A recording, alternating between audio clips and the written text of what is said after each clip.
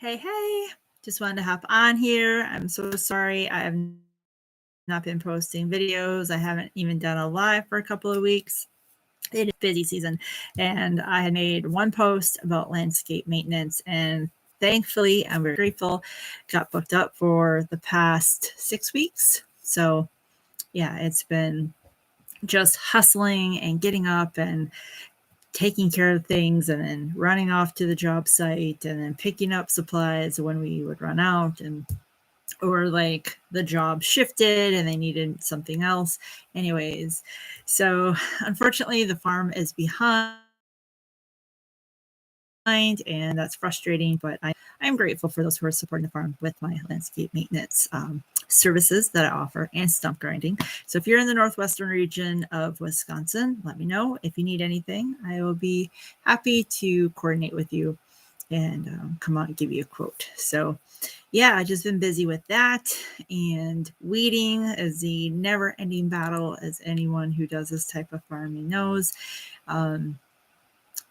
I am grateful to say that one very big project that will be very beneficial to the farm is almost done. I am building a greenhouse, and I've been taking video through the whole thing and taking photos. I have not announced it too publicly yet. I think I've kind of dropped hints here and there about having a greenhouse, but I am so grateful. I've applied for a couple of grants and they just didn't come through. And for me to grow the business, I can't function without a greenhouse. So I am really excited. I was out there today and it's like its own atmosphere. It's really, really neat. I need to do some ventilation to it. And finish out the door, and yeah, just some last minute things. So yeah, I'll be talking about that in a YouTube video and sharing that experience. I'm very excited to see where that will go. It'll be hopefully the first of many greenhouses for me to do this. I definitely need a greenhouse. So extend the season. When you're in the North Woods, it gets pretty chilly and it stays chilly for quite some time. So this will be a big blessing and help move the farm forward, which is really, really exciting. I went to the county fair in Chippewa Falls, and my cousin Wanda was showing her sheep. Never been to a sheep show before, so that was really interesting.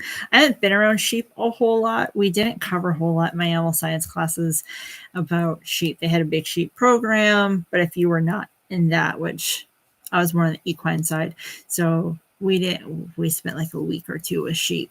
But I have been contemplating getting sheep or goats for the farm, so it was really great to go and talk to someone who has the knowledge, has the experience. She is wildly, like, just very in depth with her sheep. She takes great care of them.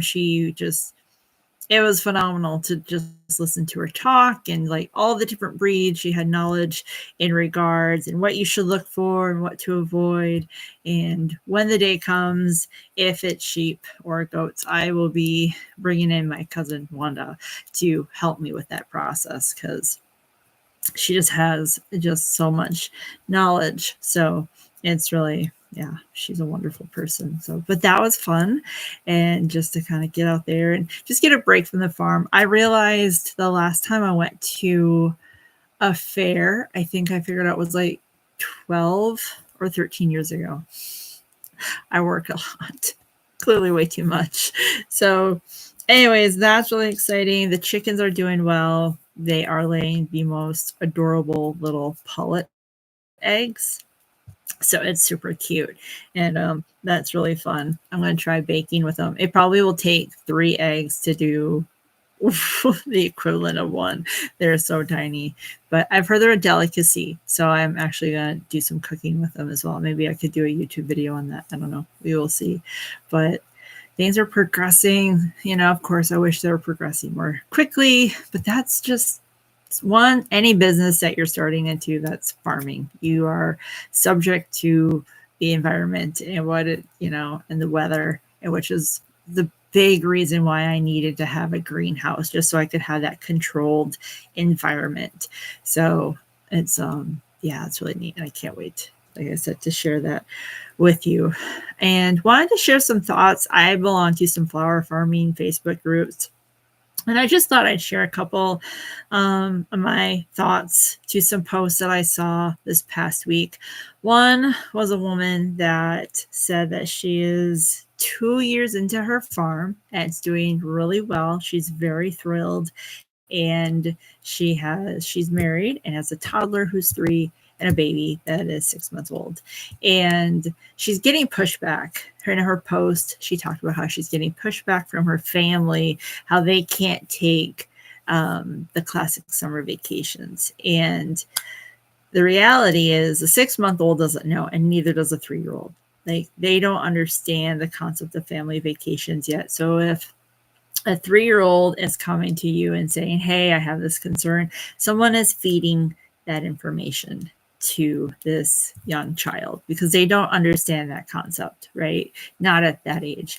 And so what I gathered from her post is the husband's not supportive of her farm or her farming endeavors. And she did state that he makes enough money where she doesn't have to work.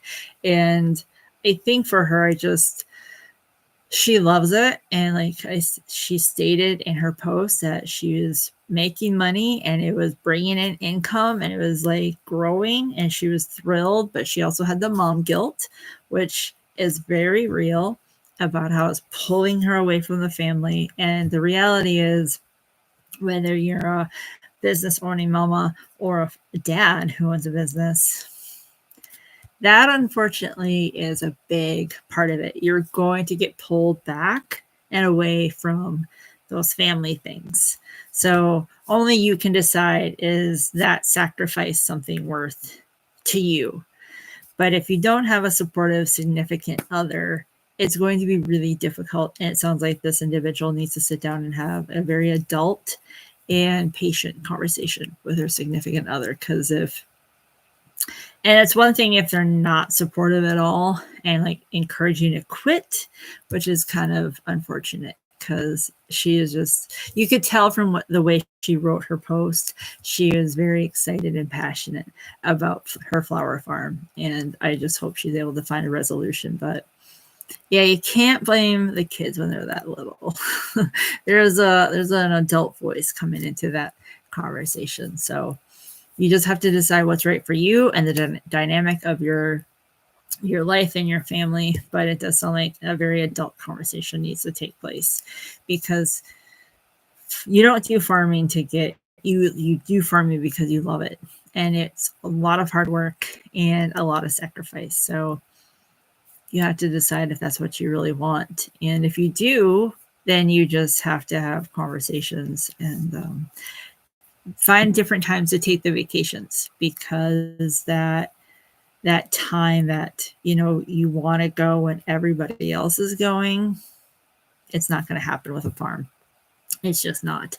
So, and when I look back on vacations growing up, I remember being very, very little, and we took my dad's truck out west a handful of times to go on vacation. And I do remember some of that, but that's a lifestyle. So, but I also remember like being able to go to the lake when we got crops done early, and we got to go, to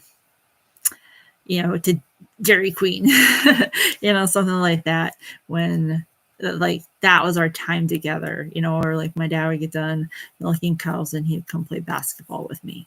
So, those are the moments that you're going to kind of redefine and just kind of have to figure out how that's going to work for you. Because during busy season, unless you can bring someone in to watch for, however, whether you're taking a long weekend or a week or two away. So hopefully they can get that figured out for them. And I also saw a post about a gentleman who was really upset that his 21-year-old chicks were not laying yet. That is pretty young. Like, you're going to be lucky for them to be laying eggs at 6 months. Like, my oldest are going into 6 months, and I'm getting teeny tiny little pullet eggs. So I'm very, very fortunate, and I'm very, very grateful. But that is not common. Like, it's better to expect your hens to be laying 8 to 12 months, because then if they start laying earlier, you get a pleasant surprise. You know what I mean?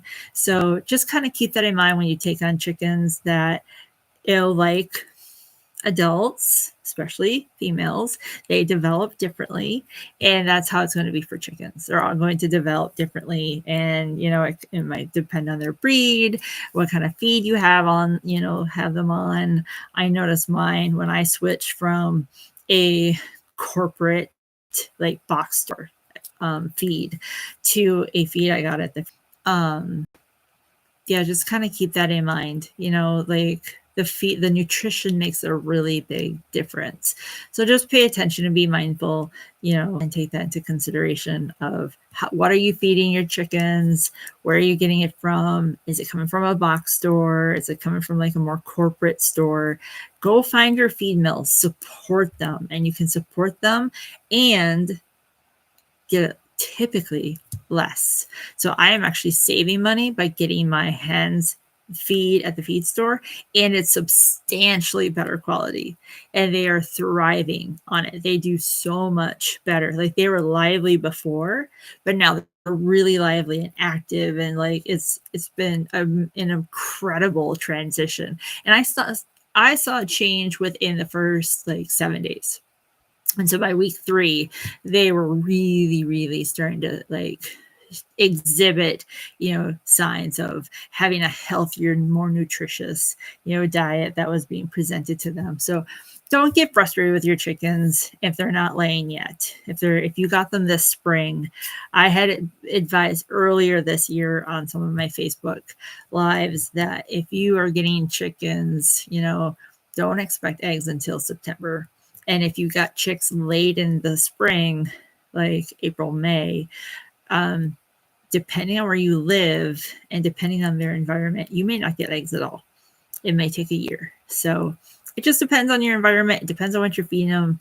There's variables. Just be patient with the girls, enjoy them, and they will come around. I am grateful to say, like, my chickens didn't even touch the nesting boxes.